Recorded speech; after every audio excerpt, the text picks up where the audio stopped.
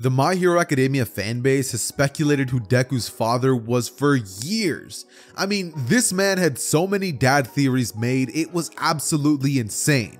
And when we finally found out who it was just some normal guy. It was almost as if everything that we had thought could be possible when it came to Deku's dad was just completely thrown down the drain. And I'm pretty sure we all felt disappointed. So I decided, you know what if All For One actually was Izuku's dad? How would this change the dynamic of the story? So now we're here with the what if of the day. But quickly, if you guys want to hear about what would happen if All Might was Izuku's dad, click on the card above. That said, the like goal for today's video is going to be 1,000 likes if you guys want to see a part 2. So with all that out of the way, absolutely demolish the like goal, lads, and you guys will be getting part 2. That said, enjoy. Hey Ross, sauce it up.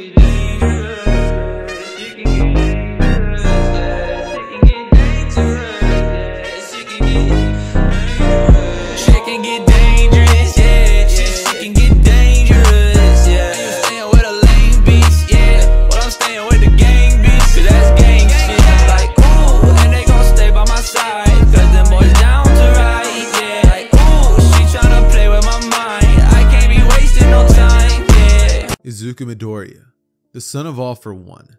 How should I start this what if? Well, I think that telling you guys who the parents of Izuku are going to be would probably be a waste of my time. It's obviously going to be Inko and All For One.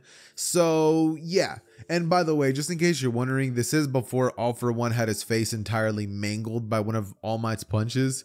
And me personally, I think that that's actually kind of funny. Like the fact that All Might punched this man ugly is kind of crazy. But yeah. Pretty much before the incident, Inko would have done the thing with All For One and, you know, they had a child. But after the child was born, in G-like fashion, All For One straight up disappeared. He really said, let me go get the milk, and just never came back, right? And so Izuku in this time would end up growing up without a father. But eventually the time would come when he would meet a young kid by the name of Katsuki Bakugo. And everything in the canon storyline is pretty much the same. Just take Izuku's father out of the picture and have Inko actually working a job. And everything's the same. Izuku still is going to be great friends with Katsuki Bakugo, and they're going to be best friends, seeing as Katsuki won't be developing a quirk anytime soon. And you guys might be like, what do you mean he's not developing a quirk? Well, let me explain. So because Izuku is actually going to be the son of All For One, there is going to be a massive change to the story. And that change is going to be that Izuku is going to be inheriting All For One, except because he's inheriting a quirk and he's a son and he passed it down, and the quirk evolution theory is actually true, quirks get stronger the more and more that they get passed down, eventually getting to a point where it would cause immediate destruction of the person's body, because it's like they'll get so powerful that they won't even be able to control it in their bodies, right? But for now, Izuku is able to control it, and he has a version of One For All where he can essentially steal the quirk and make it even more powerful than the original wielder actually can have and use it. So that's how essentially Izuku is going to be using his quirk, and this is how Izuku would pretty much end up taking Bakugo's quirk as a kid. And you guys might be like, so does Bakugo know he has a quirk before he takes it? And no, because Izuku would have unknowingly actually taken Bakugo's quirk, and so because Bakugo never knew he had his quirk stolen from him, Izuku, when Bakugo and them were kids, Bakugo never found out he had a quirk, and since Izuku didn't even show any signs of developing a quirk because he didn't understand how it worked, he would have eventually ended up going to the quirk doctor to find out that, well, he has no quirk, or so is what the doctor would tell him. And immediately, as soon as he registers what Izuku's quirk is, he would have immediately gone back to All For One and informed him of this, as All For One would formulate a plan to essentially take Izuku back and raise him as his own. Now, this would mean that Izuku would actually be raised by All For One, and because of this, Izuku would actually end up getting kidnapped from Inko. The next day at the grocery store, Izuku and his mom would have pretty much been going out, and Inko wouldn't be none the wiser. As you know, she receives a call, and it would actually be All For One telling her that he wants to see his son, and that, you know, she's going to be out of the picture. And, you know, Inko's like, what? But then she gets covered in a bag, and Inko pretty much gets flown across the country, leaving everything behind. Like literally nobody finds out what happened, and Izuku would just be taken by some guy who would be pretending to be a hero, taking him for an autograph. Izuku, being a small kid and not understanding anything, would end up being taken away, and thus Izuku would wake up inside of a strange area. He wakes up in this strange room with this man in a mask in front of him, and Izuku would then be told by him that his mom died. Izuku immediately starts breaking down because it's like, bro, like your mom just died. Like, what do you expect the kid to do? But anyways, he starts breaking down, right? And he would show him a fabricated video of Inko essentially getting ran over in the street as she was looking for Izuku.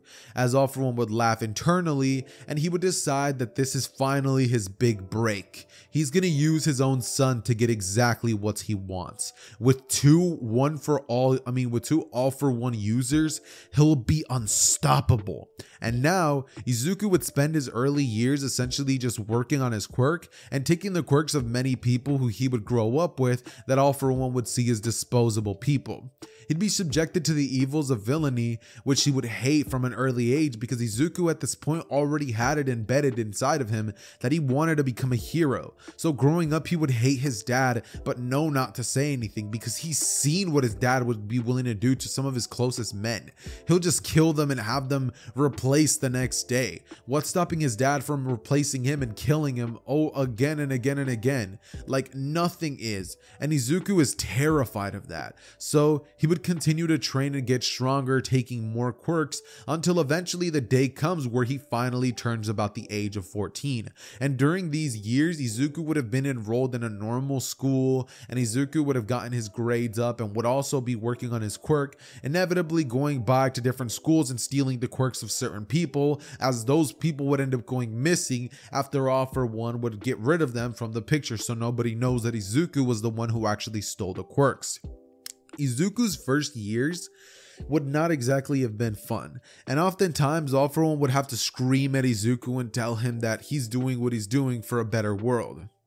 Right? He tried to give Izuku the ideals that he holds himself, but Izuku just never fell for it. He never once swayed in his belief of heroes, in his belief of All Might. Izuku just kept praying that someday All Might would save him. Someday somebody would come and rescue him from this horrible life that he's had.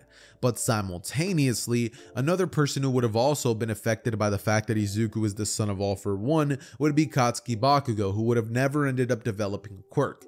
This means that his upbringing and overall childhood would have changed a lot. Before, he would have been hailed as perfect and a hero and could never do any wrong because of the fact that he was, had one of the most powerful quirks ever in his school and everything, and he was constantly praised. This time, people were always telling him about how he shouldn't even try to become a hero, and Bakugo just kept telling everybody that he doesn't care, that he's stronger than everybody, because Bakugo would have, instead of like Izuku and just like fallen backwards and just given up, Bakugo would have decided to instead become the #1 hero, or at least a hero without a quirk, because Bakugo says that he doesn't need one, that he's already plenty strong and he won't be needing something like that to make him be capable of becoming a hero. Bakugo doesn't care about that stuff, and he would live an Asta-like life where he would do his absolute best and train physically with calisthenics and weightlifting, as well as martial arts training, to get himself up to par with all those other people who have quirks.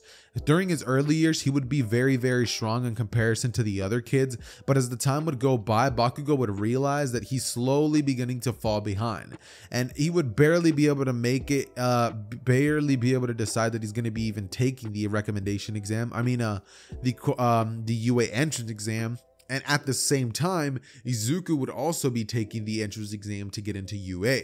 Now, at this time, Izuku would get dropped off by one of the limos of All For One, and Izuku would end up getting out of the car as one of the villains in the front seat would tell him, "Good luck. Break a bone out there, kid," laughing as he drives off, and Izuku would simply say, "Yeah, whatever." He would end up walking inside of the room, and finally, when he's inside of there, he would notice one boy that would have immediately caught his eye, Katsuki Bakugo. Izuku would think, "Bakugo? Is that Kacchan?" And so after the exam, Izuku decides that he definitely wants to catch up with Bakugo and maybe talk to him a little bit. So the exam thing would start, and what would Izuku do? Well, Izuku would first off start everything by filling out the written portion, right? And since this time Izuku isn't like muttering, Ida wouldn't feel the need to call him out. And essentially Ida would be the only one to try to call out Present Mic, who would simply shut him down immediately and embarrass himself. But as soon as that happens, everybody's finally told to make their way outside.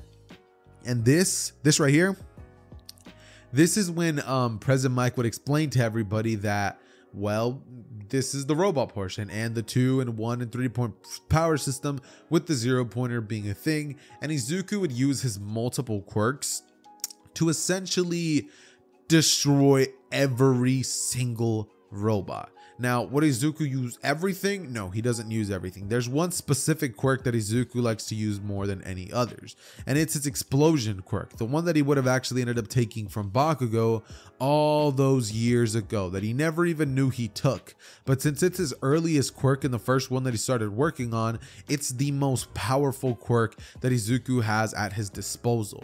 And so what Izuku would end up actually doing is essentially using that quirk to get around the same level of robot points that Bakugo would have got in the original, in the same destructive like fashion, with the same exact talent and fighting style that Bakugo kind of would have developed, except Izuku's would be a lot more destructive and a lot more calculated and precise, seeing as he would grow up with genuine people who are like so good at destroying things. I mean, for Christ's sake, they're villains, so he would definitely be able to do everything that he wants to easily and rapidly. It would be as if it's nothing to him. And Izuku would go through and end up passing, getting about 30 more robot points than Bakugo would have gotten in the original. Once the 0 pointer comes out, because Izuku is still going to be the person that he is in the original, like he still has the heart of a hero deep down inside of him, which he doesn't usually display. Once he sees that Uraraka would be about to get crushed by a gigantic robot, he would blitz on in there with his explosion quirk and proceed to essentially save her, as he would get her out of the way before the 0 pointer could crush her and thus take her to Recovery Girl, where everybody would watch in awe as he just did such an act of heroism that none of them even thought of doing. They all just ran away and just left somebody defenseless. Some people would think to themselves they're not worthy of being heroes, and that's exactly right, they're really not. But once Izuku saves her, he would say, "You all right?" And she nods. She's like, "Yeah, I'm fine."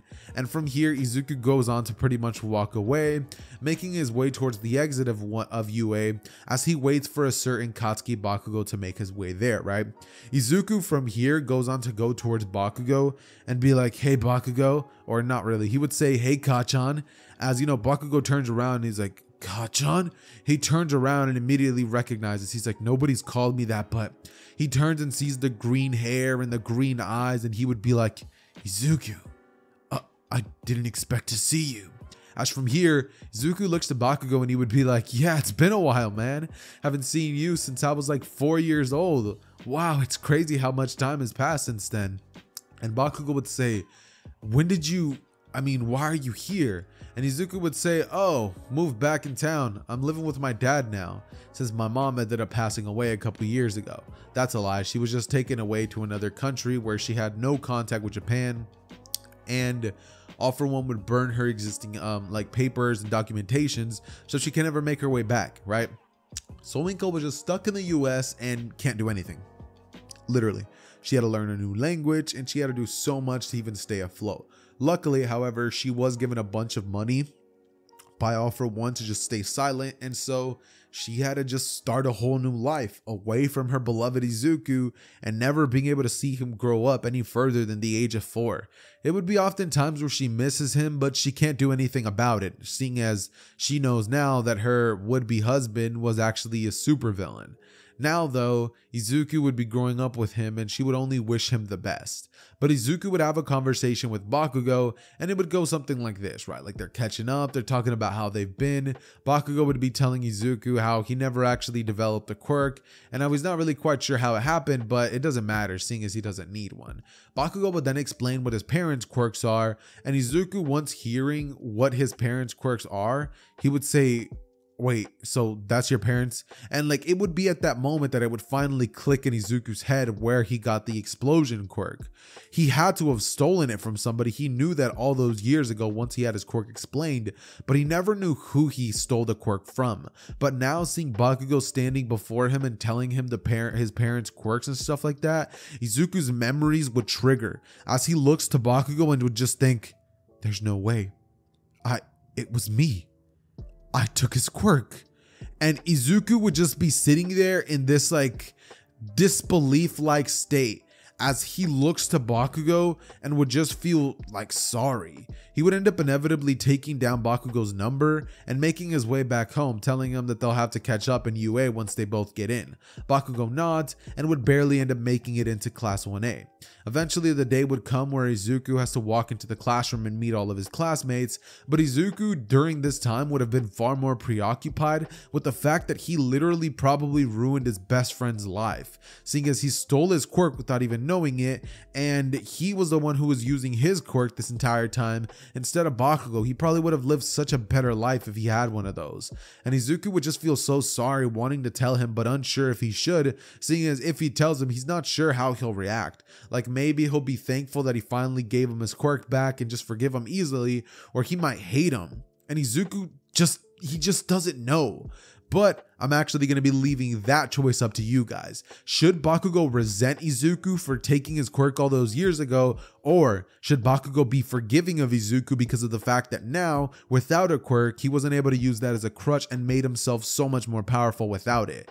And should Izuku give it back to him? Or, you know, like the other one where, you know, he just hates him. But regardless though, we jump back into the story, and Izuku as of this current moment in time would essentially just be sitting down wondering to himself what he should do. Should he A, give it back, or B, just not tell him the truth, right? And so Izuku just decides to stop thinking about it, makes his way home, and all for one would just be patiently waiting for the letter to come in, seeing as he knows that his son must have definitely got into UA with the quirk that he has. Or more specifically, with the quirk that he uses, aka stole from Bakugo. That said though, essentially the day would come where finally Izuku would essentially be in the classroom, and he would immediately be greeted to Bakugo, who would be like, hey Izuku, sit over here. You know, he tells Izuku to sit next to him, and Izuku would sit there and be like, what's up Bakugo? And every time, you know, they talk, like Izuku would kind of not be able to look Bakugo in his eyes. Eventually though, Aizawa would wake up, and once he does, he would be like, all right kids, put these on and meet me outside. He does so, and Izuku would go on to essentially make his way outside after having changed and pretty much be like, so what are we doing out here? Aizawa would then go over to throw the ball at Izuku, and Izuku would use an explosion to essentially throw the ball straight as far as he possibly can at the direction of the sky, right? Now, following this, he would get a pretty good score in terms of like how many meters he had thrown it, and All Might would actually be impressed because he would be watching from the sidelines. Bakugo, as of this current moment, would then go up and get mediocre scores, barely being able to stay in the class, with Aizawa kind of being like, if you want to be around, don't be a crutch to us and don't hold us back, quirkless kid. I believe in you, but you're going to have to work 10 times as hard as everybody else. And Bakugo would be up for the challenge. It's at this moment that Izuku would then go on to essentially complete the rest of the tests. And after this, Izuku would then go forth to essentially go towards the direction of where, you know, Bakugo goes when he's about to leave. Bakugo from here would begin talking to some kid with red hair, and, you know, he would begin telling him how manly he is and yada yada yada. And so Izuku decides, you know what, he'll maybe tell Bakugo some other day. From here, he would go off and make his way towards the bathroom when suddenly he bumps into All Might. And Izuku would immediately be like, All Might, it's you. Could I get an autograph? Immediately starts fanboying over All Might in the way that you guys would imagine, and All Might would immediately be like, sure thing, kid. You know what I mean? And, you know, from here, they both pretty much end up talking for a bit, and Izuku then thinks to himself, should he tell All Might? Should he tell All Might the truth, or should he just keep living this lie? So Izuku would look to All Might and say, All Might, can I please talk to you? From here, All Might would say, of course, young man, you can tell me anything. I'm one of your teachers now. Izuku then looks at him and says, please, All Might, This is something serious. This is regarding All for One.